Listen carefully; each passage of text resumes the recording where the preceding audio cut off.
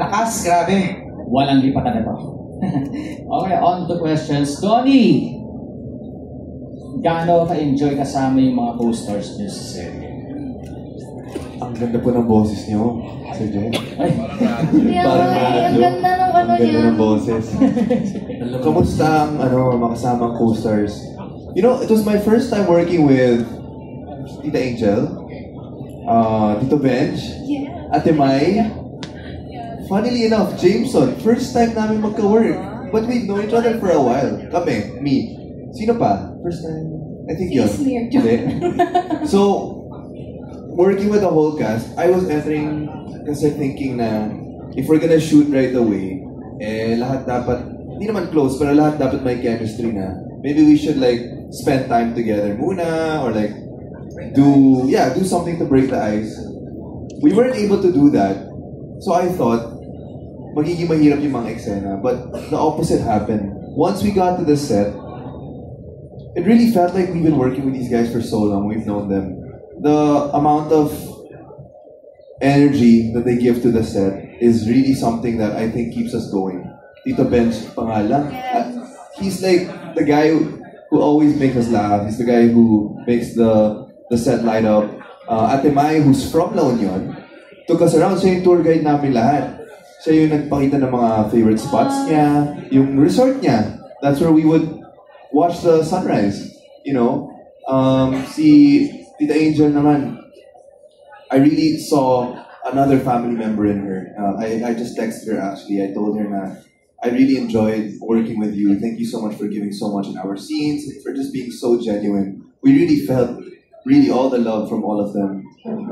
And the fact that we were shooting on the beach, it felt like we were all on vacation, but at the same time, lahat professional, you know. Everyone, when it's time to go to the set, we would be there, we would give 101%. And of course, si Jameson naman, dapat brother ko siya dito, dapat close kami, hindi pa kami nag-work. But you know, it worked out, and I'm really happy that he was casted here, and I'm glad that we got to work again. Everyone else in the set, si Esnir, first movie namin, kasama siya. So it's like, you know, we're going back. Lucky charm ba? I feel so. Yeah. Dear, lucky charm ka ba? Hindi masyado. De joke lang. Esnir is a joy to be with us. We see you guys on social media, yung mga kulitan ninyo with Esnir. Pero Jeff, sundot lang ako doon sa tanong mo kay Donnie. Pinaka-close niya kay Angel, I'm sure, kasi kay mo lang.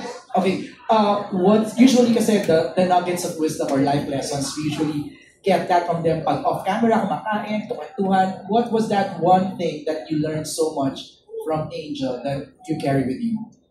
What I love about her is when I enter the set, the first thing she asks me is, "How are you, son?" I'll never forget. Every single day.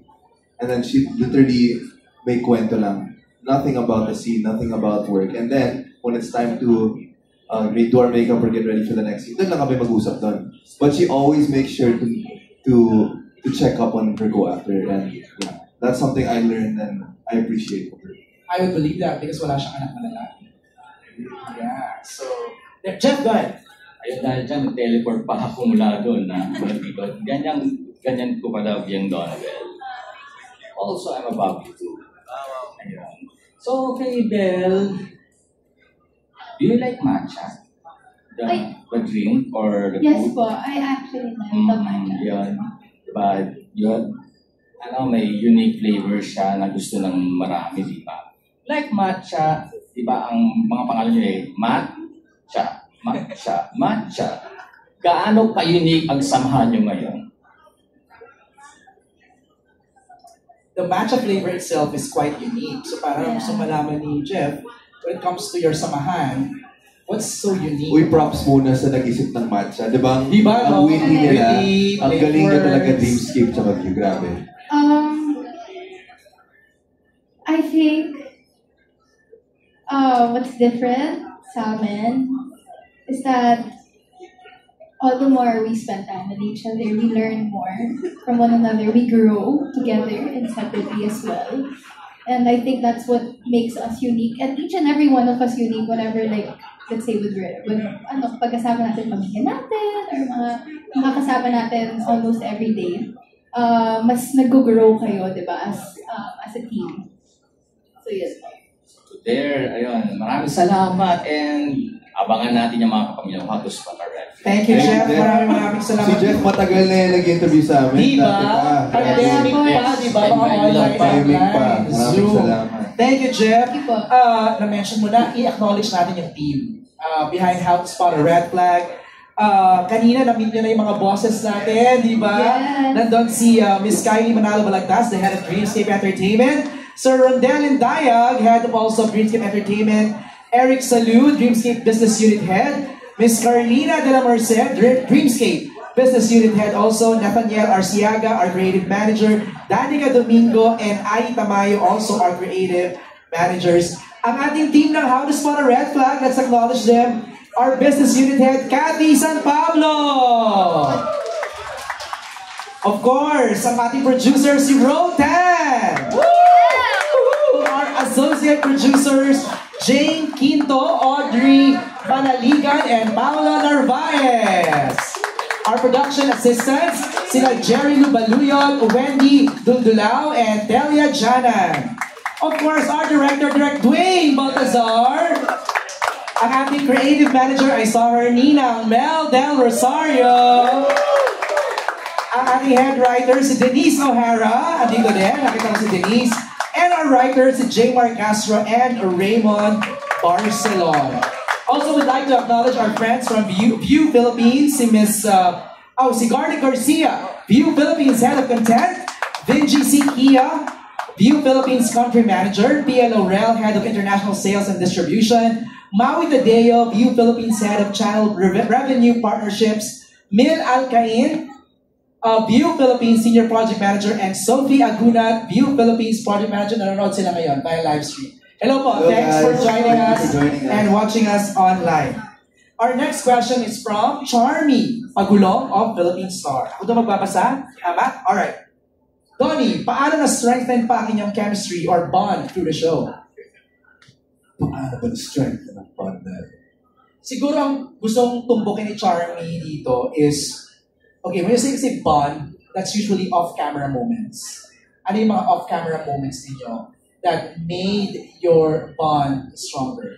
I saw you guys were doing We started out the lock-in surfing.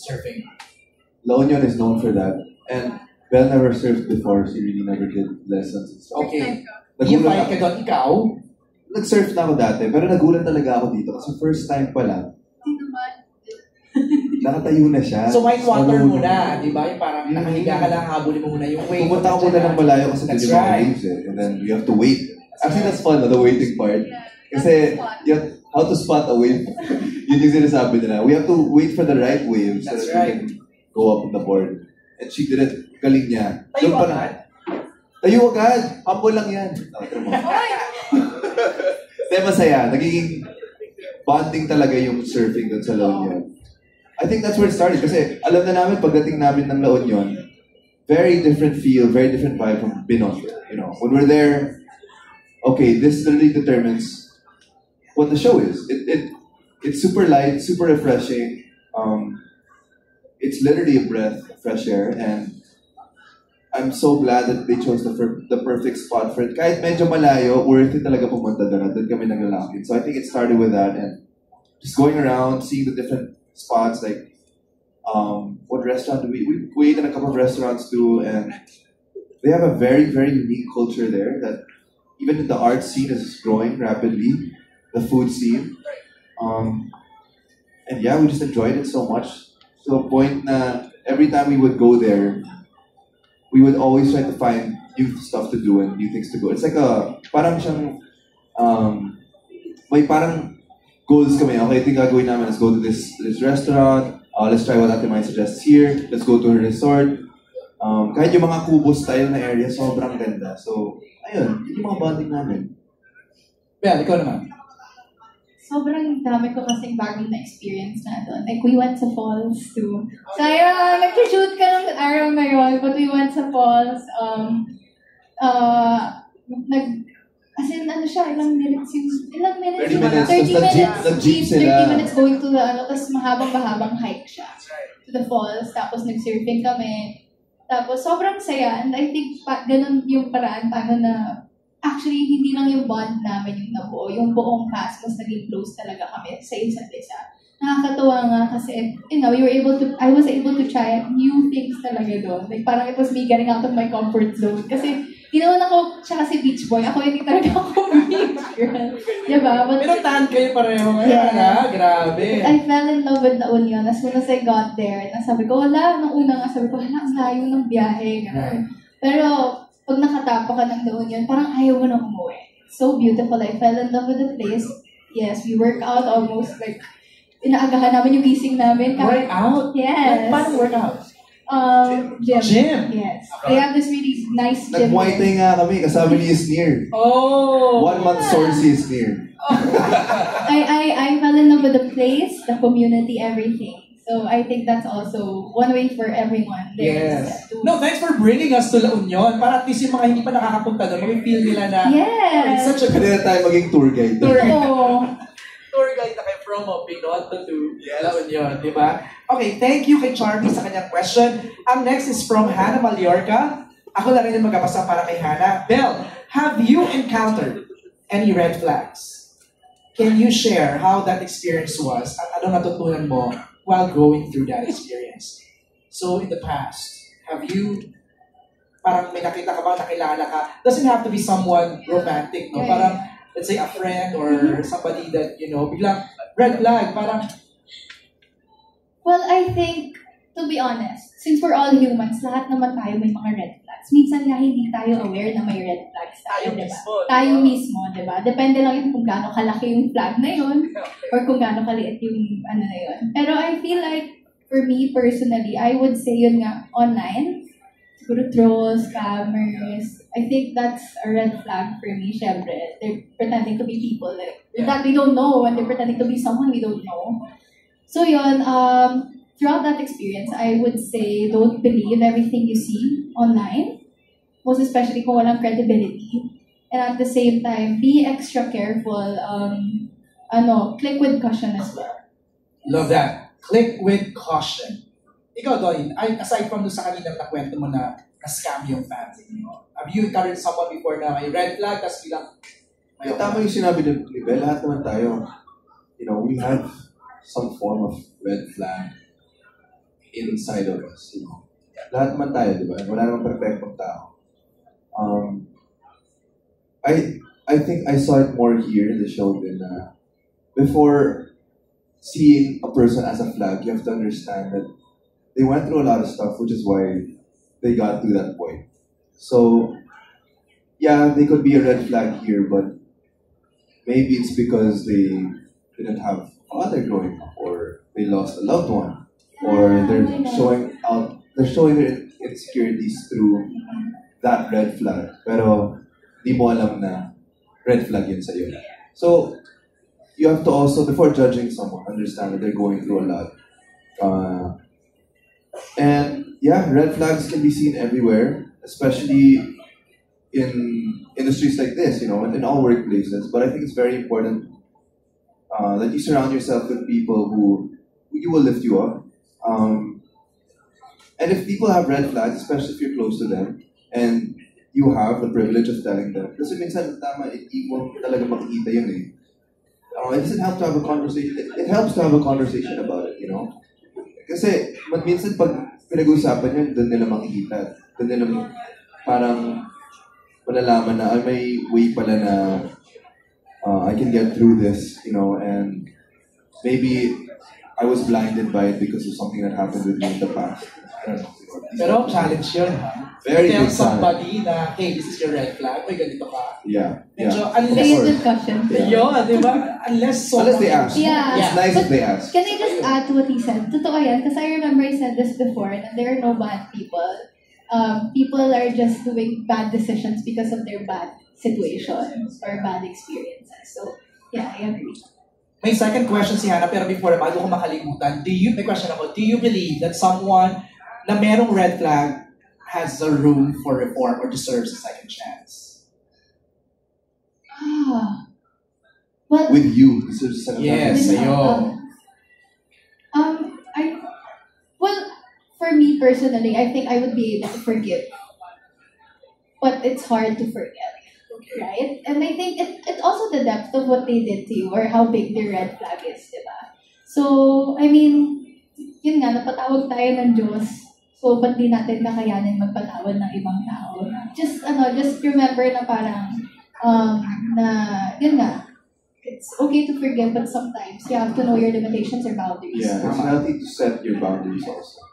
Hindi naman ibig sabihin na forgive mo na yung person, you're back to normal, you're back to square one.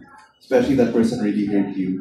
You know, you have to protect yourself as well. Especially kung gaano kalala yung sitwasyon, hindi natin alam. And a red flag for someone may not be a red flag for another person. So it really depends. When you guys talk about that, you should talk about, upfront yung mga boundaries, yung mga non-negotiables ninyo, what goes for me, what doesn't go for you, So communication is very important. Sarap niyo nakakwentuhan, ha? Parang tayo nagkakaroon ng dito, na parang life lesson forum. Pero sarap pakinggan ng mga POVs ninyo because you guys are right. Di mo rin pwedeng invalidate yung feelings niya, di ba? For experiencing that because of your red flag, okay? Yung second question ni Hannah is for Donnie. There comes a point sa buhay natin na tayo mismo ang nagiging red flag. Anong ginagawa mong pang-remind sa sarili mo na hindi maging ganong tao? Knowing na hindi naman tayo perfect na tao. I think something that can support that too is, do you have somebody in your support system that reminds you? Yeah, 100%. You have to have people who will keep you accountable. And you have to tell them up front, uy, kung hindi na ako, sabihin mo ako. Mahirap yun, pero when you reach that point kasi, alam mo na it's coming from the heart. And it's not something they'll do to judge you. So that would be my family, of course. Even you. You're someone who tells me stuff na siguro hindi masasabi ng iba, di ba? Talaga? Sinasabi lang siya? I would say so. Same naman kami. Like, we really need to communicate. Yeah. And I think you just have to be open to listening to people. And especially those who never left your side, kilala nila kung sino ka. So, very important na yung mga voices na pinapakinggan mo, yun yung mga taong kilala ka talaga. Kasi sila ang makakasabi ng mga bagay na hindi mo marinig sa iba. Ika kanila, be, hindi na ikaw yan. Di ba? Be, hindi na ikaw yan. Is there anybody here na gusto magtanong mula sa ating, let me know at Kuya OG Diaz, magkatanong daw. Abot natin yung microphone kay OG Aaron. Thank you.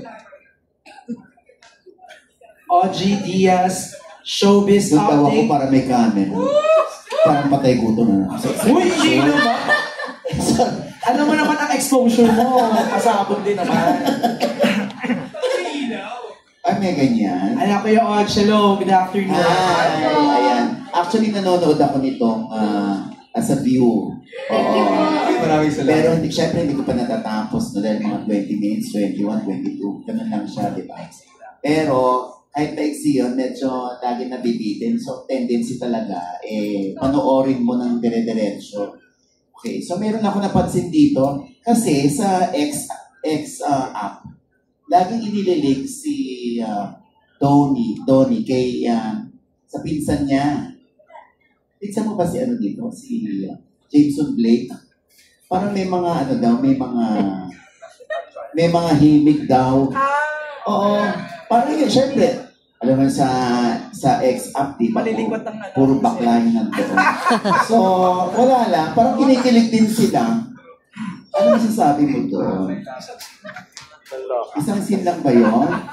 Hindi, basta merong ganun eh. May mga eksena kasi doon na parang yung mga tingin-tingin, yung parang may tension. Pero ginagamit lang kasi ni James. Correct. Si Donnie. Oo. Pero, ang totoo, tama ako si Jameson ang meron sa'yo. Sorry nakalimutan ko na tuloy. But anyway, ano masasabi mo doon? Masasabi ko, hindi ko, ano ba yan? Ano ba? Hindi, alam mo, binibigyan. Salamat dahil nanonood sila ng show. Siguro. Binibigyan. Display sa video. Ginagawang BL. BL as in baklaan lang. Salamat nakitaan nyo kami ng chemistry ni James. Oo. Salamat. Maraming salamat. Tsaka at least yung how to spot a red flag, ibig sabihin, makikita rin ng lahat ng tao. Kasi gumagawa sila sarili ng fantasies. Right. Oo. Alternate universe. Di ba? Gumagawa sila ng gano'n. Oo, yun. Anyway, ang gusto ko itanong sa inyo, kung hindi kayo makaspot ng red flag sa isa't isa, anong ayaw niyo sa ikaw, anong ayaw mo ayaw mo sa lalaki? What's a red flag? Kaya yung pet peeve mo. Actually, siguro syempre ayaw naman po natin lahat. Siguro sinungaling po. Sinungaling. Hindi honest. Yun naman po yung mga common red Pero flags. yung sinungaling, di ba, normal lang. Huwag lang talagang mahalata. Huh? Feeling ko for me, for me po, red flag ko po is, ayaw kong red flag is, hindi siya marunong magsabi ng totoo, pati pag nagsisinungaling. Pag napansin mo. Pag napansin ko. Pero pag napaniwala ka. Okay. Ako yung red flag nun. So ako yung nabudol niya. Nabudol ka na naman. Yes. So nabudol na naman si Cha. So yun po. Siguro, pag gano'n, pag di natin napansin na nagsisinungaling na yung tao, isa sa atin na yun. Yung mga katsipang lang, mabababaw lang, like ayaw mo nagngangat-ngat ng nag-nail bite, yung mga gano'n. Kami pong dalawa, actually, ayaw namin pag iniiwanan nakabukas yung pinto. Ako pet peeve ko yun. Gusto ko lagi sinasara. Kaya, ayun. Baka mabigyan ng mali siya pag sinasara lagi. Ay, hindi ko. Ay, grabe ka. Ha? Grabe ka naman. Hindi, di ba sinasabi na baka lumabas yung aircon? Okay. Yung lamig. Yung lamig, hindi yung aircon, yung lamig. Kaya lagi ko na. Ang sabi mo kasi kababawan na So, Yeah. Ano pa yung naisip mo na parang ayaw mo nakikita sa lalaki na ginagawa niya? Yun ako, kunwari lang yung nangangalkal ng ilong, yung mga... Ano ba naman? Grabe naman. Hindi po, siguro ako... Hindi mo nga sinabi na mangulangot. Normal lang, kasi lahat naman tayo, siguro nung bata tayo, nangulangot tayo. Di ba? Huwag lang bata. Nung bata, Hindi ka na nangulangot. Hindi, syempre, kulangot ng caution. Wait lang! Normal lang naman Tapos mas ko lang. Wait! Normal lang naman yung basta huwag kakainin. Anyway. Yes! Gentleman, kailangan gentleman ng lalaki. Okay. So, ikaw naman, Donnie. Siguro yung hindi nagtatrata ng taong, kunyari, mga nasa paligid nila ng maayos. Like, makikita mo, kung sa pananalita nila, walang respeto, ganun. Tapos, medyo full of themselves. Ang hirap kasi ng ganun. Mayabang. Yan, pwede rin, mayabang, tsaka hindi na iniisip yung mga ibang tao. Okay. So, medyo malalim na. Yung kababawan na. Kababawan. Nakikita mo na ginagawa ng babae na, parang ayaw mo. Parang sana hindi niya ginawa yun. Sana hindi siya nangangabot ng singit. Mga ganyan. Kakagat ng kokoyo ko yun. Yung gumagano. Tapos sobrang deep na nito. Yung gumagano lang ito. Pero normal lang naman yun. Pero yung kuko sa paan, medyo Medyo, kung ganun yung ginagawa, medyo red flag na yun siguro. Kulangot, kuko sa paa. Ano ba yan? Ano ba Diyos po? ko. Alright. Okay ka na tayo, Hodge? Okay na, maraming salamat. Pero, hindi, syempre, gusto ko lang i-congratulate kayo dahil maganda yung inyong show. Salamat po. Thank you po. Thank you. Thank you, Kuya Audrey Diaz. Si Don Sarmino daw gusto magtanong. Pasa natin dito, Mark. Kay Don Sarmino. Eto na. Ayan. Go ahead, Don. Ayan, okay, magandang hapon. And, Hello po. Si Bel, grabe. Liblib mo pa nung na-interview ka namin dito. Ngayon, dalaga ka na. Hindi ko night pa ata.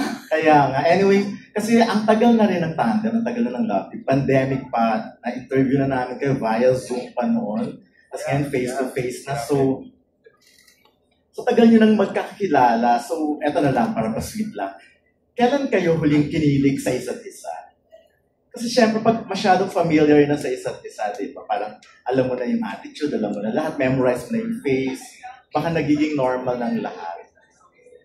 Ayun. Ikaw, Bel, kailan ka huling kinilig kay Donnie at bakit? Parang naman po, parang he always finds ways naman. Wow! Para pakinigin ako. Totoo naman! Bakit? Magiging honest ako. Yeah, he always finds ways naman para mapakinig ako. Like, just whenever kasi po ako lagi, since mahaba yung Coco, so it takes more time for me to dry it up or mag-ayos to get ready. He always comes to my dressing room just to say hi. So, that makes me kilig. Siguro yun. So, there are a lot of ways naman po. Like, let's say, pag minsan, randomly bigla siyang mag-order ng food, tatanungin niya ako, gano'n. Do you text each other every day? Oo nga. From morning to evening. I mean, pagkagising bago Do you matulog. text each other every day? No, we see each other almost every day. Yeah. So, Right. hindi naman kailangan palagi magka-text kasi parang mas gusto namin yung magkausap talaga. Yeah. No, like as simple as, good night. Take care, sweet Oo, dreams. minsan, syempre, may mga ganun din minsan. Pero, no, me and Belle, mas sanay kami sa hindi masyadong text, ganun. Mas, kunyari kung, kasi alam ko hindi masyado nag-reply sa text, so kailangan tawagan mo. Okay, so red flag yun. Tinatawagan mo siya. Ano ba yan? Ano ba yan dito? Tinatawag, mas gusto niya. Ay, oo, maganda naman din yun. Naririnig yung boses. Oo. Kasi diba pag message minsan, hindi natin alam yung tone ng tao kausap natin. Ano pa sa sinasabi mo, kaya kailangan nasa phone? Ha? Ano po yun? Ayun nga. Pero maganda yung question kasi gets ko naman, Yeah. when you're, we've been at tandem for what, 5 years now. You always have to find new ways to, find that chemistry para kiligin din. Weird yung sasabihin ko kasi the last time na kinilig ako sa'yo, it wasn't in our scene or anything. It was when I saw you sa Incognito. Ay, wow. Kasi nakita ko kung gaano ka magaling. Siguro ibang klaseng kilig to. And we also watched it here. Kilig with matching, super proud. Oo, ganun po. We watched it here before anyone else. I wanted to see also kung ano yung...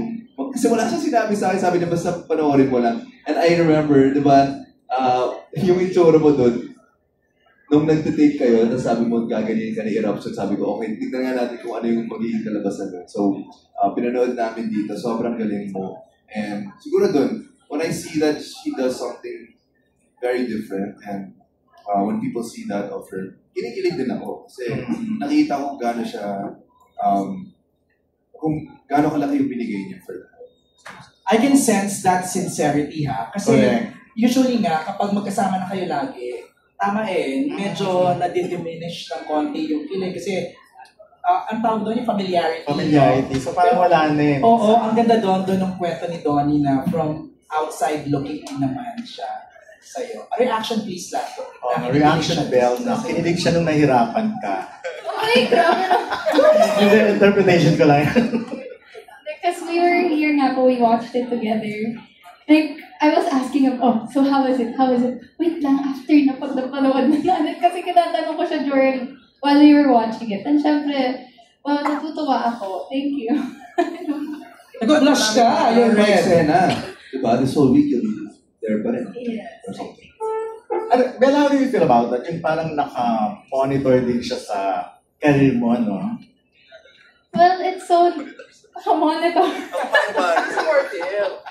It's so nice kasi yun nga, I think this is something we both agreed upon na we allow to each other, we allow each other to grow, Yes. both together and at the same time separately, and it's so nice that he's very supportive, so thank you for that. Okay ka, Don? Thank you, Don, salamat. I just wanna say, feeling ko ang love language mo is words of affirmation. Di ba, no? Yun lang. Tinanong comment. Okay, last na tayo. From Naz Tabares. From Pelikula Mania. Naz, tutulungan lang kita sa question na to. Have you seen a red flag sa isa't isa?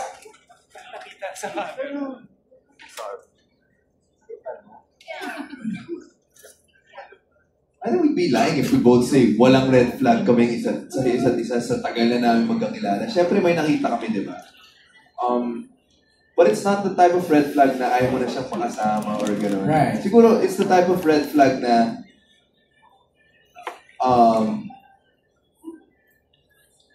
people really would have it like at times, and yung usual stuff like for me, Alam ko minsan, sa'yo. So, sige ka, mainit yung ulo niya kapag di siya kumakain. No. Yes. So, wala kang busog si Donato. ikaw rin or pag walang tulog, Pag walang tulog. Pagnutin. Ako, yeah, parang gano'n. So, hindi ko na masyadong, hindi na ako masyadong nakikinig. sa mga nangyayari kasi I have to be in one spot lang. Doon ko na ilalabas lahat.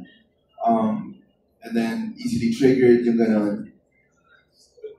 Pero tama ka, everyone has that. Everyone has it. You know? And it's all about communication. Right. Yeah. As long as it's not to a point na you guys already like hurting each other and you can't be with each other anymore, you can't work with each other, you can't see each other, that's when it gets unhealthy, you know. But the type of red flags we have, we talk about it, you know, and we go through them, you know, we go through them. We communicate openly. Hindi yun ang tanong ni Nas. Tanong ko yun. Ang tanong ni Nas, naniniwala ba kayo na kapag mahalan natin ang isang tao, mas nagiging bulag na tayo sa red flags nila?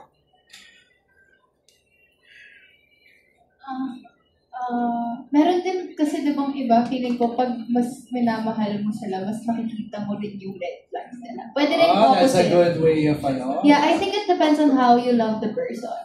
I think if you have that love for yourself as well, you'll be able to spot the red flags that you don't want. But then if your life just revolves around them, feeling ko doon natin masasabi na nabubulag tayo ng pag-ibig. So depende siya kung paano yung mahalin yung tao. Sa kapag mahal mo na, nasasabi mo na. Diba? Yung red flag niya. Diba? Depende kasi yan. Kung talagang in love ka para lang ma-in love, para lang, huwag mo nang isipin yung sarili mo, gusto mo lang ma-in love, madali lang mabulag talaga. Kasi syempre, lahat ng red flags hindi mo na isipin eh. Pero, yun yung part na nagiging delikado. Kasi syempre, you're in a relationship if ever not just because you want to be with that person, but because you're also in love with a version of yourself. So it can't just be, I want to be here because this person is this. But how are you though? Diba? So, You love who you're becoming. yeah, you have to also love who you're becoming. So, you know, the red flags, I think if you really are in it to be with each other and to choose each other, you would see more of that in each other, or more of the red flags in each other. So you want to go through it together. And you want to help also the other person see that side of them that maybe they haven't seen. Right. Now, depending din on the red flags, minsan din kasi the imperfections kind of makes the relationship perfect. Yeah, you know, everyone has imperfections. Okay. Last question ni Nats is ano yung pinaka-green na flag ng isa't isa? Ang isa't isa. So, Donnie to Belle, Belle to Donnie. Ano ang para sa inyo pinaka-green flag ng isa't isa?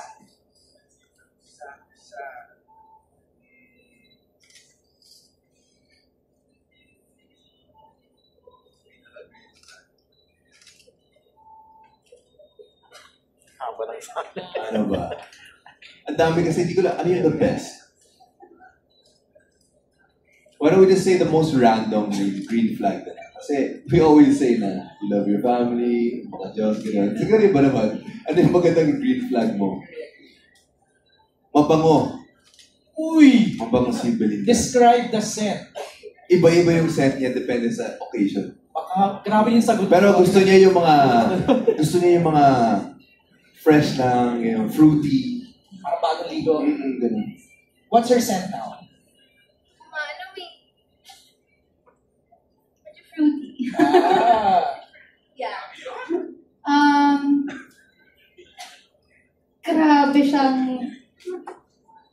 Grabe siyang manglibre.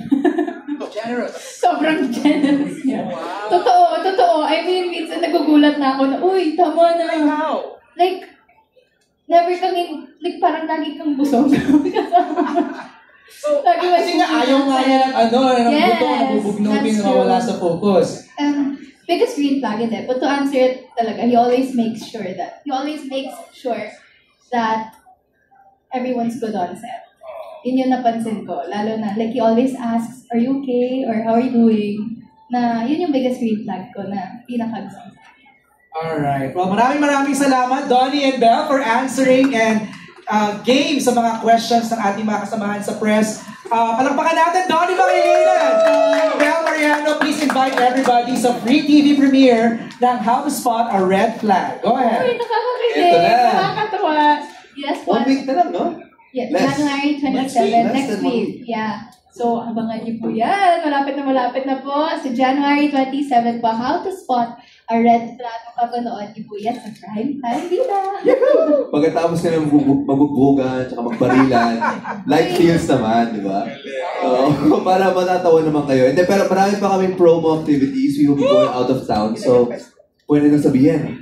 We will be going to the Dinagyan Festival. Kita-kita po tayo. Ang daming may gusto na pumunta kami dyan, and we have seen those reactions of yours. So, we will be going there. Kasama rin namin si Esnir dyan. So, Iloilo, please get ready. Sobrang excited kami. And yeah, guys, next week, mapapanood na natin ang How to Spot a Red Flag sa Prime Time. We're so happy to be back on Prime Time. And thank you as well, Dreamscape, for taking me in as part of your family. I very, very much appreciate it. Ayun, thank you guys so much to all our press and to everyone who tuned in online. We love you guys and stay tuned for more of the episodes. Thank you, MJ. Thank you, Donnie. Thank you, Belle. Please,